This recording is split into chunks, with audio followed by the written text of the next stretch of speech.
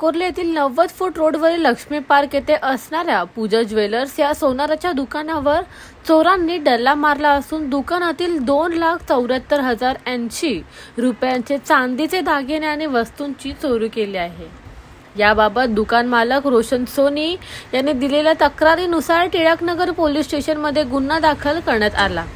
याबाबत सविस्तर वृत्त असे की रोशनी सोने हे आपले पूजा ज्वेलर्स हे दुकान गुरुवारी रात्री बंद करून घरी गेले। सकाळी त्यांच्या दुकान शेजारी असलेल्या मिठाई दुकानाच्या मालकाने ज्वेलर्सच्या दुकानाचे शटर अर्धवट उघडलेल्या अवस्थेत दिसून आले।